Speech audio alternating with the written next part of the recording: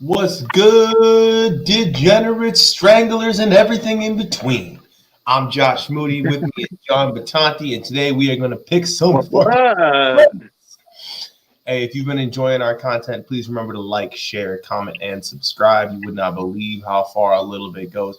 We got like 700% increase in our subscribers this week.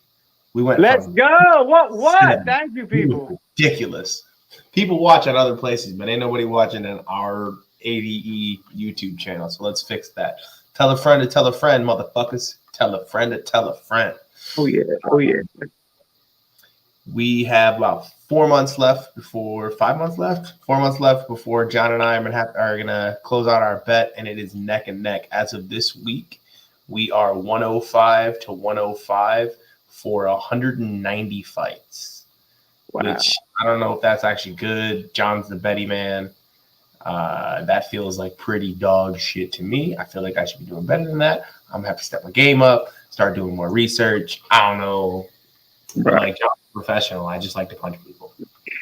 Mostly me and Josh pick against each other. And we also have an algorithm that picks who gives you sports betting angles, beats the lines, all that jazz. The algorithm kicks both our asses. I'm going to update that shortly, and I'm going to screen share that with you guys probably around October. You're going to update the algorithm. What are you putting into it? My excellence? Oh, algorithm. No, he doesn't get our stuff. It just show how much he kicks our ass. Like if we're 50-50, he was the last check like 65% picking winners and usually beating all the prices too. So you get our expertise as well. If you want algorithm picks, so please subscribe. All the info is there on the channel. Hit us up. Email us, and we'll talk further. We'll give you the algorithm picks every month. Algorithm doesn't pick every fight, right? Most. Sometimes if there's a late adjustment to the opponent, or there's nothing known about the other opponent, then it's just nothing. It's just not. It can't give an accurate a bet based on the line. It'll give a percentage of who wins. It does. He gets cold feet. Oh, what a punk ass bitch! It's a punk ass algorithm. Algorithm's a punk ass bitch. How dare it? We don't do that shit here. We don't do it. All right. Oh my God, I'm drawing a complete blank. What was the card that was last week? This week was dope. That was Ortega Rodriguez, Long Island.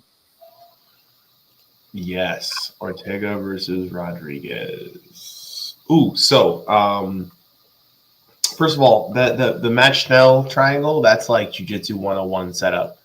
Mm-hmm. Now, have the actual setup once you're in closed guard, right? Because you asked me about that. So it's not super common to. He didn't set the triangle up from the mount. He lost the mount, and once he got to the guard, he was able to establish the triangle.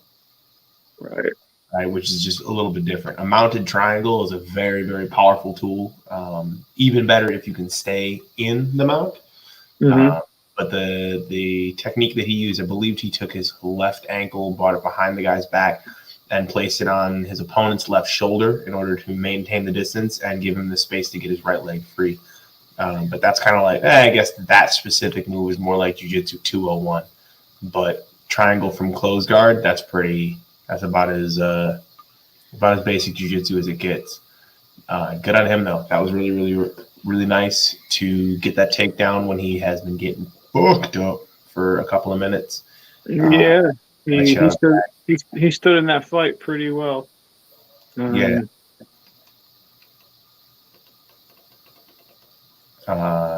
then the other one, what was the other triangle? Herbert Burns.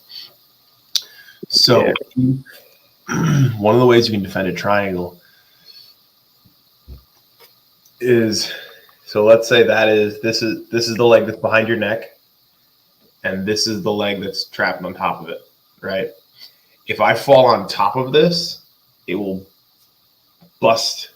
It tends to bust the lock open just a little, right? So a way that you can deal with the triangle is if you have my arm across here, I can fall towards this arm because that's where your legs are locked.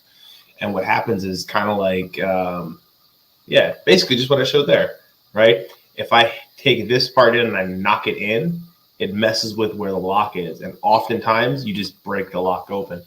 In this case, it didn't break the figure 4, but it did give him enough space to get his shoulder inside the lock, right? Mm-hmm. If I really want to get you with a clean triangle, I want your shoulder to be back and outside of the lock, whereas if your shoulder is forward and inside of the lock, you can't see it through my beautiful, luscious beard here. There's a big gap between my shoulder and my neck here. I bring my shoulder back, that gap is gone, right? So you want someone's shoulder outside of your triangle if you want a clean submission. When the shoulder gets to be inside, you have to do some extra work. Now, that being said, who was the dude that got choked unconscious? Was it Sumo Darji? Sumo went out. Sumo Darji, yeah. The shoulder was inside the lock in that triangle. So that's not to say it doesn't work, but it's significantly more difficult to get a clean strangle that way. And then I guess Herbert Burns hurt his knee or something like that, so we shouldn't make fun of him for tapping to exhaustion. But that was weird. That was super weird. No, he definitely looked like he was gassed out a little bit too. I mean, he might have hurt his knee too, but he didn't. I was pretty shocked that Algio got out of that. That was that's a really terrible position to be in against somebody that credentialed or that good at jiu-jitsu. I mean, I thought he was done, but yeah, I mean, hey, he got out of that and whooped some ass afterwards, so credit to him. And we learned some triangle defense. Bill Algeo is a black belt as well, though. So yeah, right, but it's really hard. Triangle finish rate is really high if it's that tight, that deep.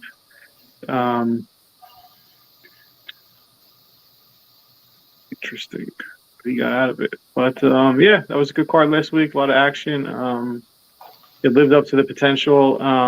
This week, they're back in London. A lot of these matches are obviously made to cater to the crowd. They go crazy for UFC there. It'll be another packed. It'll be a packed house early. We're kicking it off. Claudio Silva, Nick Dalby. The Danish, what is he? The Danish Mauler? Danish Dynamite. Danish Dynamite. Nick Dalby's got the war haircut and everything. He looks like he's in the Last Kingdom. He's an extra for the Last Kingdom with that hair. He's a notoriously slow starter. Very slow starter. What he does do well, though, is he doesn't get submitted. Claudio Silva is pretty much piss and fire for the first round, and then if he doesn't submit you, he's a totally different fighter, rounds 2 and 3. That's how he's been. He also hasn't been in the octagon in a while. Another I think I forgot to mention is there's a lot of wide lines in these fights. Like there's a lot of minus 400, minus 500 favorites. So I don't have a lot of bets personally. If you're gonna bet a card like this, I mean, there's a lot of. It's just I'll tell you which favorites are dangerous. In this case, Nick Dalby's minus 300 favorite. I don't feel comfortable betting on either of these guys, but I'm going to pick Dalby to win just because he gets stronger as the fight goes on and he doesn't get submitted. So, what do you think? I am also picking Dalby. Dalby's been around for a while. I guess Claudio Silva's been around for a while as well. But in the little bit that I've seen him, I haven't been not super high on him. And I've liked what I've seen out of Dalby on a regular basis, even if it isn't the most consistent at the highest level. No, that's his Cage Warriors run. Yeah, he did really well. He back when Darren Till was like the motherfucker of motherfuckers. He beat Elias Zaleski. That's super impressive. Anyways, and then he had a little skid, got kicked out of the UFC. Did well outside the UFC. They brought him back, and he's been doing well since. So I've liked what I've seen out of Nicholas Dalby, and I like dudes who do stuff weird, right? And he's got a different style than most people, being a karateka. So Nicholas Dalby, let's do it. All right, Dalby and Dalby. Next fight. Oh no, there's 2 female fights on the card. Mandy Bohm versus Victoria Leonardo. So Mandy Bohm, I believe she was billed as a Bellator Europe champion. Was she? I think she is. She is I think she came in as Mandy the Monster Bomb. She was an undefeated. Yeah, she's Bellator. Okay, I thought it was known as Bellator Europe, but I guess that's not the case anymore. So UFC signed her. They brought her on to fight Ariane Lipski. I remember this was almost a year ago. And I don't know what she does well. Ariane Lipski knocked her down twice, somehow didn't get the finish, but beat her up pretty good. And she was in dire need of a win because she got beat up like 3 or 4 fights in a row. She is going to have a 6-inch reach advantage, but from what I've seen about her, like, there's just the striking volume is low, the lateral movement's not there. Doesn't have good wrestling. I really don't know what she does well. I mean, she got crushed the last fight. I've seen Victoria Leonardo fight, even though she looked bad the last fight against Melissa Gatto. Melissa Gatto was pretty good. And she wasn't winning that fight, but she did break her arm, and she couldn't make it for round 3. But and then she fought Manon Fiorot, who's an absolute monster. So I do like her physicality. I think she can wrestle a little bit, and I think she's going to land the bigger punches. I think this is a really good matchup. So this is one of the bets I do have. I have Victoria Leonardo about plus 130. She's now actually the favorite, small favorite to win the fight. That's who I have. Ooh, that was really sharp. So you said that the Mandy Bohm fight, Mandy Bohm versus Ariane Lipski, was like a serious beating, right? She just got to beat up the whole fight. Yeah, she didn't stop. She knocked her down. She didn't get the finish, but yeah, she beat her up pretty good. So that's her only fight. The only fight that I have to take stats from is her Ariane Lipski fight, where she absorbed 5.8 strikes per minute. Victoria Leonardo has 3 fights in the UFC. Okay. She gets hit just as much.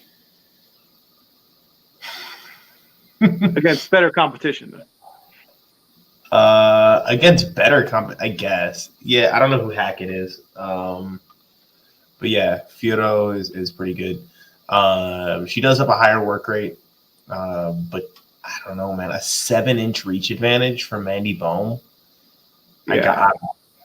I'm just assuming that Lipski was a fluke, and I'm going with Mandy Bohm. But I personally would not bet on this one because I don't know. Well, because I don't gamble. Yeah. But I don't know about these girls, either of them. I literally have never heard either of these girls' names until I went and looked at this card. Never heard of them. So you just pick against me. That's all. I'm a big fan. I'm a big fan of reach advantages, especially in fights like this, but you have to know what to do with it. And I just didn't see much out of this girl where I was like, oh no, like she's definitely overmatched in the UFC. I don't think Ariane Lipski is very good. But she got beat up by Ariane Lipski. Not that Victoria Leonardo is a superstar, but she can win this fight, and you got a great price. And hey, we'll see what happens. That's gambling. She can get her ass kicked. Jai Herbert, we got the first. All right, British fighter Jai Herbert, Kyle Nelson. Kyle Nelson hasn't fought in about 2 years. From what I remember, Kyle Nelson doesn't have good striking defense, throws 100% in almost all his shots, and he's good for about a round and a half. Jai Herbert has a 7-inch reach advantage. He's also going to have the leg reach advantage. Jai Herbert's got good kicks. Jai Herbert's a good striker. He's a good stand-up striker. Even the fights he's lost in the UFC, he's been he's had knockdowns or had his opponent. He's had a lot of good moments, like in trouble as an opponent's in trouble. His last fight, he was a huge underdog against Taporia, Yeah. but he knocked him the fuck down. He won round one, for sure. And then he got caught. I mean, he was so much bigger than him too. He's not an amazing wrestler, but he doesn't really have to worry about that here. So no, this is a good matchup. Like, they're throwing good. You see a lot of the lines are so wide because they're throwing the home turf people. Like, they're throwing them. They want them to win. They're throwing it out there to them. Like, they want them to look good. I got Jai. Not much to talk about. Yeah, Jai Herbert hits more than he gets hit. And, well, then they're about even, actually. Kyle Nelson gets hit about twice as often as he hits his opponent. I don't like that against a dude with a reach advantage who's a more proven commodity. Like, I have not been impressed at all by what I saw out of Kyle Nelson, which was not much, right? I haven't seen a lot from him. But Jai Herbert, like you said, has looked really good in each of his other fights. Well, let's get on to the next fight because the next one's actually super exciting. Muhammad Mokaev, Charles Johnson. Yeah, Mokaev, again, wide favorite. Like minus 500, minus 600. I mean, this guy is a big favorite. And his last outing, he looked spectacular. He subbed Cody Durden, who's a decent fighter. I mean, Cody Durden's like, 13-4, 14. Like, so he subbed him with a guillotine. Like, he won really quick. So yeah, he's gonna keep getting back at the betting windows. People are hyping him up. If you look on Tapology though, his record is under question. They have an alert on him. They said his for record padding. I saw it this week, but as opposed to like other people that we've seen with that's a new thing they're doing after that. The fighter the Ukrainian guy that got knocked out by Alonzo Menefiel, his record was so now they're really looking at everybody's record, anything questionable there. But it was only 2 fights, and I think it was his amateur days, and he had like 30 amateur fights. He won them all. He's undefeated. But yeah, he's got 1 pro fight in here that says record ineligible MMA. Oh, okay. So it's a pro one. I thought there was 2, and I thought they were both amateur, but I'm not sure. Maybe. I don't know. Yeah, I don't know how much weight I'm putting in that. Just on what I've seen about him and his style. Like, he's definitely wrestle heavy. I don't know. I do think Charles Johnson's a little underrated here. Charles Johnson's pretty well rounded from what I've seen of him and read about him. He has really good takedown defense. I don't know if he's ever seen a wrestler of this caliber, but I don't know if we know the caliber of wrestling Mokaev has because I don't know who he's really ever fought and got his wrestling off. He didn't start wrestling until he started doing MMA. He's not like some kid who did wrestling so he's from Dagestan, right? Right. But he moved to England at like 6 or 8.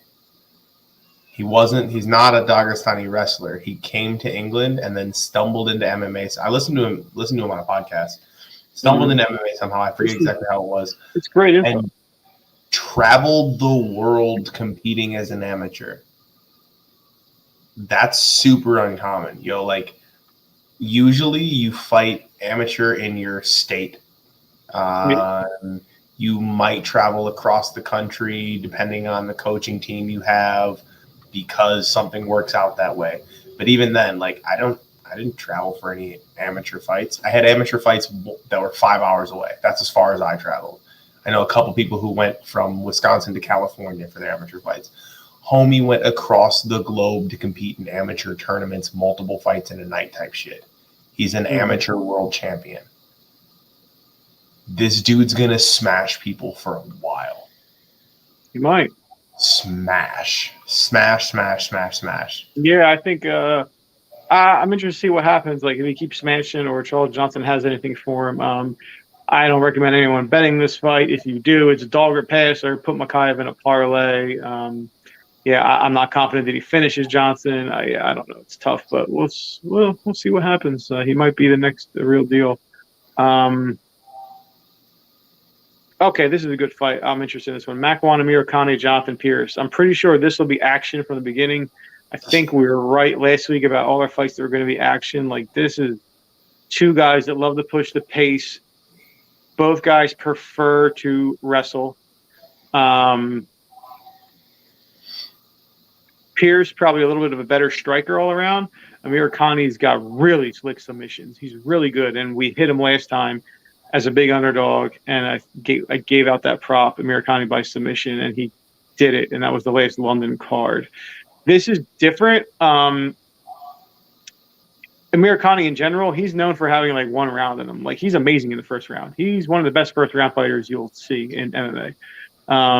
He's tough. So Pierce has a gas tank. Pierce can go 15 minutes, wrestle heavy. The issue is he's always susceptible. He's always in a bad spot. His last fight was against a guy taking short notice from the Dana White Contender Series, who was no joke, who was a good grappler. But he took the fight short notice at a higher weight class, and he didn't do that bad. Pierce was able to use his wrestling and experience and get himself out of submission attempts. I think 2 guillotines, other stuff but he's very wild. His style is wild. He does leave himself open. And Amir Khani is a guy that can definitely take advantage of that. But he's got a round to do it. After the first round, he's a different fighter. And I think you'll see, just like last time, how Pierce was able to put the pace on his opponent. He's going to be able to do that here. That being said, I'm going to go with the upset. I think Amir Khani gets this done again. Submission. I haven't seen much of Jonathan Pierce. But he has been doing pretty well since he got to the UFC. His only loss being Joe Lozon. Is he the dude that Joe Lozon put a half Nelson on and finished like that? Because that was the craziest finish I'd ever seen. I think it was, yeah. That's he rough. was in a real bad spot with Joe. Yeah, I'm pretty sure that was it. But he's been in bad spots, even against guys who are straight. Like Kai Kamaka is a striker in general, but Kai Kamaka had him in bad spots and on the mat. Like Jonathan Pierce gets reversaled a lot. He's just really tall for a feather. Like, he's tall for a featherweight, and he can wrestle, and he has a gas tank. And he's won. He's able to flip the script on most people, and he doesn't slow down. That's his. But I think Amir Khani is going to catch him. I think his submission game is really good, similar to Joe Lozon, and I think he gets the win. Oh yeah, that dude's got 2 reversals on him. That guy got a reversal on him. You don't see a lot of reversals in MMA. It's not really, there's not as much value in putting the work into attempting to get from bottom to top as there is to getting on top. There is to just getting out and going back to neutral. MMA has more of a wrestling meta game than a jiu-jitsu meta game. In jiu-jitsu, there is no reward to get back to your feet. They literally just don't even talk about it. Like, you could go 20 years in the jiu-jitsu school and never once be told to stand back up. And in wrestling, you might go 6 years and never be taught how to go from being on bottom to get back on top. They just tell you, stand up, score 1, stand up, score 1. And MMA has followed a lot more of the get an escape rather than getting a reversal type methodology. So to see that this guy has multiple reversals scored against him, that is not a good sign. And that does have me worried. And I was going to pick that motherfucker. But that being said, I don't know, man. Like, Makwan Amir Khani, I don't know. He's got 3 his last 3 victories are all anaconda chokes, and then he's got like a couple of decisions, but I don't know. He seems to lose a lot of decisions. He also has the lowest strikes landed that I've seen. I'm not saying there's nobody else out there, but he only lands 1.2 strikes per minute, 1.3 strikes per minute. Like, that's real low. I don't know. I think I'm gonna stick with Pierce. But Go for it. not the All right. most. No, I agree. I'm gonna go with the upside. I think it's live. All right, Nathaniel Wood, Charles Rosa. Yeah, I'm not. There's not much to say about this fight. Nathaniel Wood has Rosa covered everywhere. Rosa is also moving up in weight class. Wood will have to do a lot of things wrong to lose this fight. I got Wood. Yeah, Wood looked really good for a while. His moniker is the Prospect, and that makes a lot of sense. He's Brad Pickett's protege. So he's had good training since he was pretty young. I think he's still really young. But all of the things that I've seen out of him have been really, really good. Even though he's gotten a couple of losses in the UFC, a loss at Casey Kenny is no big deal. And a loss to John Dodson, John Dodson is supremely skilled. He's a bit one note. Right? John Dodson's going to bare knuckle boxing. Good for him. Nice. Going to make some fat stacks. Losing in either of those guys is no big deal. And then his other 4 UFC fights are all good wins. Like Jose Quinones, that's a good win. Andre Ewell, that's a good win. Johnny Eduardo, that's a good win. Like Nathaniel was a really good fighter. And I'm going to pick him. Boom. Mark Diakise versus Damir Hadzovic. So Diakise last seen, he fought Slavakos, and if he was able to get Slavakos down, he was going to be able to do well. But that was something that no one thought he was going to be able to do because Slavakos was like a minus 250, minus 300 favorite, despite his lack of UFC experience versus Diakise, and Diakise just took him down a bunch of times and controlled him. Now he's fighting back home soil. They're throwing Damir Hadzovic his way with his 27% takedown defense. So they're setting it up for him. His style, just wrestle, grind it out. It should work. Picking Diakise, he's a huge favorite. Damir doesn't really have dynamite in his hands to keep Diakise off him for 3 rounds, so I got Diakise. How has this dude been in the UFC for 6 years and I don't know who he is? I don't know who Damir Hadzovic is at all. And I know, he fought Yancy Medeiros. I like Yancy Medeiros. Fought Renato Moicano. How did I not see that fight? I went back and watched Moicano's entire career and don't remember him fighting Damir Hadzovic. I still he fought Alan Patrick. He's good. Marcin Held. He's really good. Mirbek Taisimov. He's really good. Dude's fought a lot of good fighters, and I don't know who he is. How? How is that possible? And then I've known who Mark Diakise is since his first fight in the UFC. Been in the UFC the same amount of time, and I know who he was right away. I think it's because he fights crazy. But he's gotten a lot better lately. I'm going to pick him exclusively because I know who he is, and I don't know who the other guy is. Wow. Yep. There's more to it, but that's the final straw. All right. Mason Jones, Ludovic Klein. So both opponents were supposed to have different matchups. And their fights got canceled, so they're going to fight each other. Ludovic Klein is going to go up and fight at Mason Jones' weight. Ludovic Klein, he was a lot of hype behind him between these head kick knockouts and all that. I haven't been impressed with what I've seen about it from the UFC, his UFC fights. Being that he was such a big betting favorite in all those fights,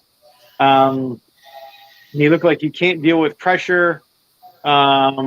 His striking was not as voluminous and as sharp as it was built. And I didn't like much of the scene. Mason Jones, on the other hand, last time we saw him, I think he drew, right? Yeah, the accidental eye poke with Alan Patrick, right? And he got a no contest. He did that fight. Oh, he had a great fight, upset David Onama last time. So he's got 3 UFC fights, but I think he's wrestle heavy approach here. Think he'll. I think he wins the fight. It's tough.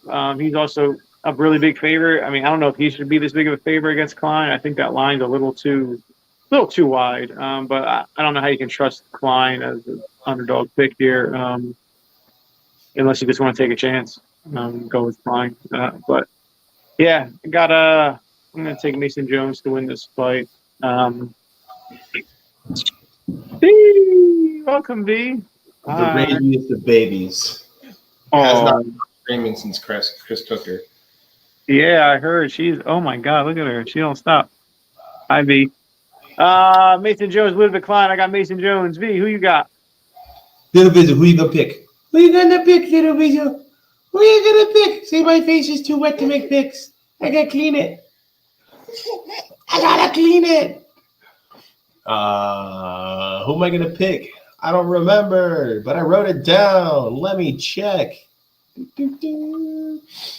Yo, Mason Jones has some stupid amount of takedowns on his Yeah, he does. Oh no, it's 4. No. I mix his strikes and his takedown. But yeah, he took down Onama like 8 times in that fight. Yeah, that's some knockdowns. I remember that.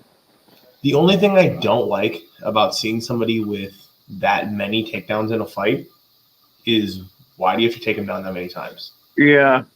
Not why can you? Like, oh, you have it. You can. You have a gas tank. Good. I love it. Why do you have to? Why can't you keep him there? Yeah. 1 takedown, 1 finish. Tell him, Diesel Weasel, I take you down, you don't get back up. You got fat cheeks, kid. Fat cheek, baby. Fat cheek, baby. Ludwig Klein's been around for a while, too, right? Yeah, he's been, UFC, no, but he's been fighting for a while. No, hasn't he been in the UFC for a while? I think so. I guess 2020. Yeah, he's only got 4 UFC fights. Yeah. Oh, yeah, he was supposed to have a fight next week. I'm going to go with Mason Jones as well because grappling tends to beat boxing. Yeah, can Mason Jones get tired in this fight? Sure. If Klein can turn his way. Again, tough betting fight, but yeah, we're going to see what happens. All right. Paul Craig versus Volkan Ozdemir. Paul Craig, Bear Jew. Paul Craig's just an amazing. What a miracle, man. I mean, I know Charles Oliveira has the most submission wins, but Paul Craig's got to be closer in second, doesn't he? I mean, the man just finds submissions. I think he's first or second all time triangle finishes at light heavyweight. TKO, submission to punches. I don't think I've ever seen that before. Against Shogun Rua. This guy, yeah, he just, submission. What? That's right. Yeah, like his last fight against Krylov, he was content to just lay there and get beat up. He was losing round 1, and he's going to give the round away because I guess, you know what, eventually I'm going to catch you in a triangle, and I'm going to choke you there. I'm going to move to an armbar, and somehow he pulled it off. He also got Jamal Hill real quick, and he caught a crazy armbar there. Jamal Hill's arm just snapped. So he's got 7 performance bonuses. All submissions, Paul Craig. So like he's a really good submission artist. If there's anybody that, how do you beat him? You need to go take down defense, and you need detonating power. Doesn't Volkan fit that bill? Like, he's got power. Granted, might not have seen it recently, but he's fighting good guys. He got knocked out. He got a couple of knockouts. That's different. He's got power. He knocked out Jimmy Manua, Serkunov. Those guys are monsters. Yeah, but like, and I'm he's not at fought. that way. Anybody can knock anybody out. But He's when he fought went really good guys. run and then got his title shot, like, he got 2 knockouts. If you go through his career, he doesn't really knock people out. He has some in MMA, right? They're all knockouts. Dude, no. His kickboxing, 9 of his first 10 fights were all knockouts. Wow. Battle of the Vikings, Valhalla. Battle of the Vikings. You could fight in that promotion with your beard and glasses coming out there. Glasses. 11 out of his he knocked out a lot of people. Jesus. Jimmy Manu was a hard man to knock out. I think I remember that fight. That was a fucking crazy. Yeah, Jimmy Manu was a bad motherfucker. When's the last time Jimmy Manu fought? He beat Rakic. Wow, he beat Rakic split decision in 2019. He knocked out Ilir Latifi. He was a hard guy to finish. He got knocked out by Prochka. I remember that. Prochka looked great in that fight. And then he lost Ankalaev. Yeah, I mean, he fights. It's a different style of fight, but I mean, if anybody's supposed to put it on Paul Craig, I think this is the guy. Just keep it on the feet or stay out of a submission and just use your striking. I don't know. What do you think? I know I'm silly, V. You laugh. Because it's going to be a submission win for Paul Craig, right? 100%. 100% it's going to go to the Bear Jew. You're just biased. You can't pick against the Bear Jew. It's a really good nickname. Right? Is he Jewish? The media has been asking him forever what Bear Jew means, and he refuses to tell them. I like it. Yeah, he's a unicorn, man. Yeah, he's a unicorn. He says he prefers when other people try and take him down because takedowns are hard.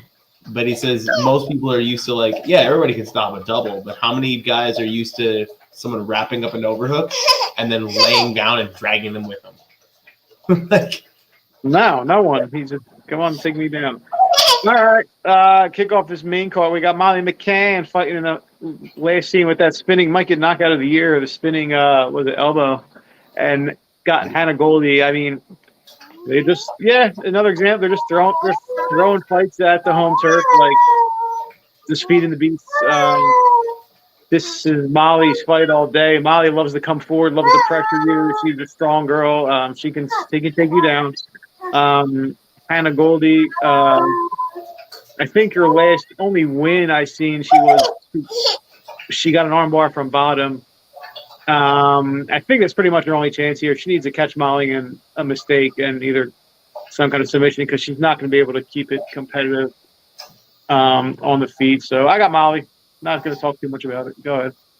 I will also be taking Molly McCann. Yeah, I don't think it's much. I don't know shit about Hannah Goldie. I never thought I'd see Molly McCann like a minus 500 favorite, but whatever. I'm just going to. Hannah Goldie training at the UFC gym. Look at her. Boom. All right, the return of the Mauler, Alexander Gustafsson. I'm a fan of his fighting style. And Nikita Krylov, who we last saw making the mistake against Paul Craig.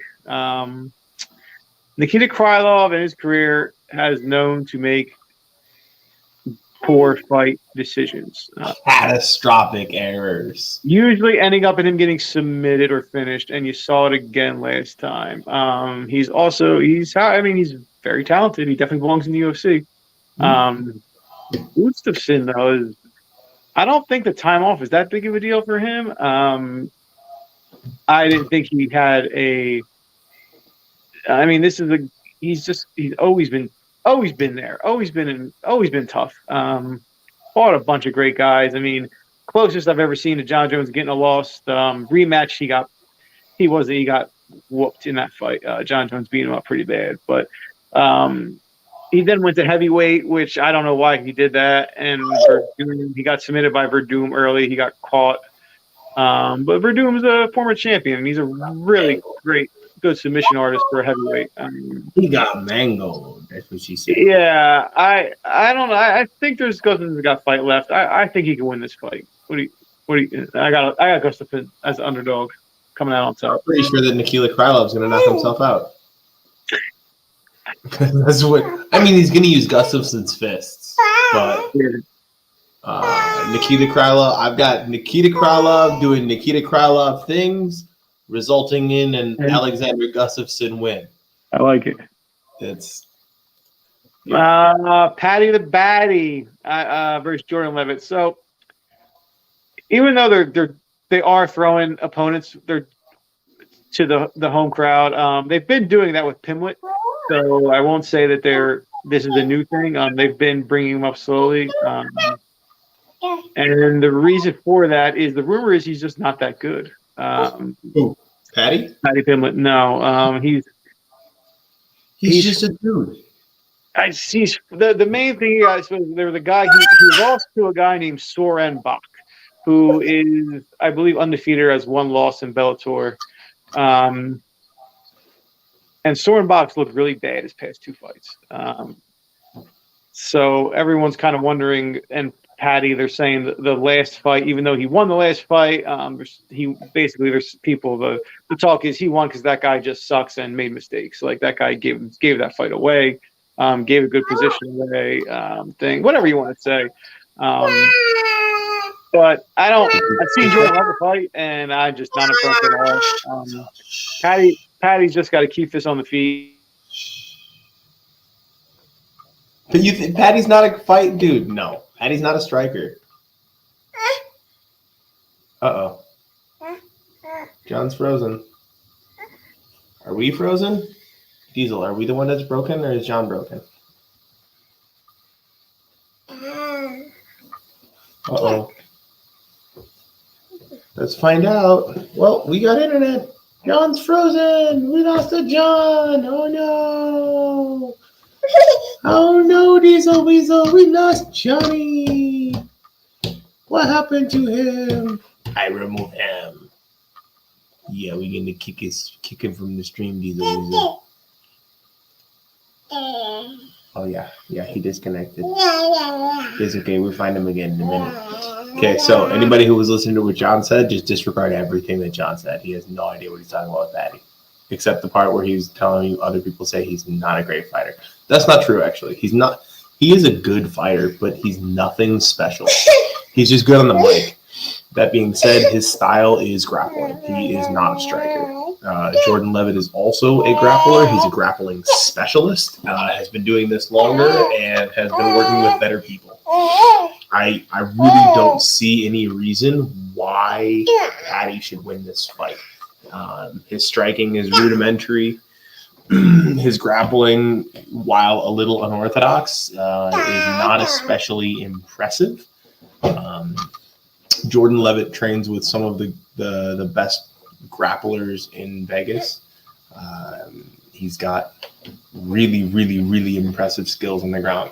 Like, as weird as he is, Jordan Levitt is a very, very good fighter. 100%. I'm going with Jordan Levitt. I think that it's silly to it's outright silly to pick Patty the Batty on this fight, and I will stand by that even if I end up wrong. I never look at lines, right? Jordan Levitt is plus 200 on this fight, and 100% you should take that bet. Diesel, you cannot have my phone. Everybody say hi to Diesel Weasel. It's 9:30 at night, and this baby won't go to sleep. Yeah, you don't like my picks? Here, have a banana. All right, chill out, Weasel. No bueno. We can't have this happening. You got to get your shit together, and you got to go to bed, kid. So Patty's going to get smashed by Jordan Levitt.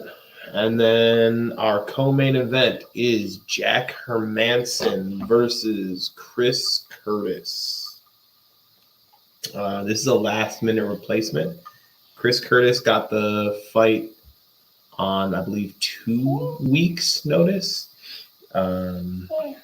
replacing Darren Till, who I think got injured. Darren Till's actually going to be in his corner. Rumor has it he's going to walk out to Sweet Caroline. Da, da, da, da, da. Jack Hermansson's a weird fighter. Like everything he does is weird. He doesn't have a single he doesn't have a normal jab. He doesn't have a normal kick. He doesn't have a normal takedown. Like everything he does is weird, and they aren't necessarily built on each other. It's like, this is gonna sound bad. I don't mean it to be insulting, but it's like throwing shit at the wall to see what sticks. Right? But he throws so much shit that you've never seen that it sticks a lot. Like, dude, he almost finished Jacare. I'm pretty sure he won that fight, but he almost choked Jacare unconscious. That's ridiculous. That kind of shit does not happen. So I am very impressed with Jack Hermansson. But dude, Chris Curtis has fought. Like, he's got like 50 pro fights. He's super composed. He's very calculated in the things that he does. Looking at his stats right now. Forgive me as I babble. Trying to fill in airtime for my co-host who just abandoned me out of nowhere. Are you really eating a banana through the rind? Oh my god, you monster. Okay, hold on. Let me just give you regular banana so you don't eat banana peels. Yeah, you're funny. Here you go, Diesel. She's the side of a banana just chewing through the side. You're so gross, kid.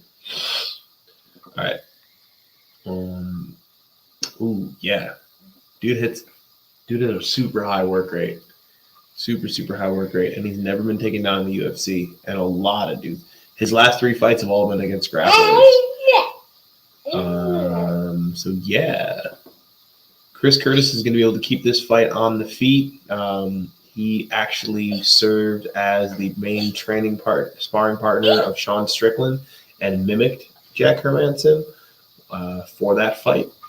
So he's going to have a good idea of what Jack likes to do. Probably a good idea of how to deal with it as well. I am 100% picking Chris Curtis for that fight. Hopefully John is okay and John comes back soon.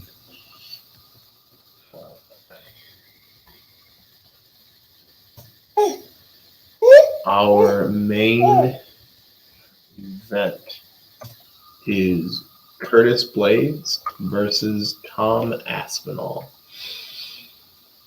Tom Aspinall's been around forever. He, a lot of guys, it's becoming a little more common to start as a teenager, but a lot of guys don't start doing this until they're in their 20s. Oh my God. How did you make that big of a mess? It was only 10 seconds. It was only 10 seconds, Diesel. You only had the banana for 10 seconds. Are you starving? Didn't we feed you? I think we feed you 8 times a day, right? Or is it 12? Or does it never end? Thick, baby, is thick. All right. Aspinall's been around for a while, and he trains at a good gym in England. He did a lot of this camp in the Netherlands, training with Rico Verhoeven, the Prince of Kickboxing. I think they call him the King of Kickboxing now. But I don't know. I don't know if he's going to have the takedown defense necessary to deal with a Curtis Blaydes. This is one of the few fights on the card where I'm like, I don't know. What do I do? Who do I pick? But I don't like to pick against Curtis Blaydes because the dude's super impressive and has been since he got here.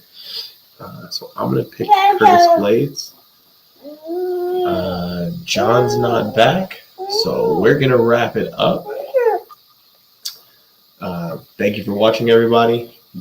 This time and every time. Thank you for being here. Apologize for the monster in my lap and the screaming you probably heard. Put that away. Don't show them all what's in your mouth. You're a yucky baby. You're a yucky baby. I said it and I meant it. Toodaloo, mother truckers. Oh, hey, John's back. Maybe John wants to say stuff. Dude, sorry, I don't know what happened. Like everything just every computer I had just crashed in the whole place. I don't know why. Sorry, V. Closing out. No, dude, go ahead. That's cool. We got Gustafson, Patty. Oh, you want 11 for the upset? I like it. We're almost done. We'll go through this quick. I specifically said you were a fool for not picking him. You think Levitt's? So you just think Levitt needs? Can he take Patty down? Yeah, 100%. All right. Jordan Levitt's gonna smash Patty. Wow. All right. Yo, like I looked at the line for this fight. It's plus 200, plus 219. Yeah. Bet on that shit. Damn. Patty's gonna get smashed. Jack Hermanson, Chris Curtis. I think this is the most evenly matched fight of the night. As the betting line reflects. But tough one. I don't know. I'm not going against Chris Curtis lately. He's just action man. I think he can fend off enough takedowns, or if he does get taken down, I think he'll get back to his feet and not get submitted. He's got a lot of experience. And Josh called last time that he's pretty good getting around the ring, stuffing takedowns and such. So yeah, Aspinall Blaydes. All the money's coming on Aspinall. Blaydes opened up minus 130. Aspinall is now minus 140. Yeah, people are really disrespecting Curtis Blaydes here. Aspinall, I know he's looked amazing, but I don't think he's gone past 2 rounds. He's going 5 rounds with a wrestler the caliber of Curtis fucking Blaydes. That's who can hold his own. Curtis Blaydes is the most well-rounded heavyweight. That's probably currently in the top 10. I don't think Stipe's in the top 10 anymore, is he? Or John Jones. So, Curtis Blaydes is really well-rounded. This is going to be a tough test for Aspinall. I'm taking Blaydes all day as a dog until he gets knocked out. So far, the only people that have knocked him out have been people with outlandish alien power. And Aspinall could be one of them, but I don't know. I'm going to go with Blaydes. Boom. That's it. Wrap it up real quick. I'm still here. Wrap it up. Again, please like, comment, subscribe, share, show us your thoughts. Give us some comments. I love writing back. I love to hear what you're thinking. It helps me learn. Helps you learn too. I don't mind sharing any kind of fight talk or betting talk, especially with MMA. Again, you want a little more info on how to bet MMA as a sharp and get some good bets, good betting line. Yeah, please either hit me up in the comments and then or give me an email privately on the channel, and we will get back to you soon ASAP. But enjoy the fights. There should be some good fights in this card, and talk to you guys soon. Buenos dias, everybody. Buenos dias. Bye, V.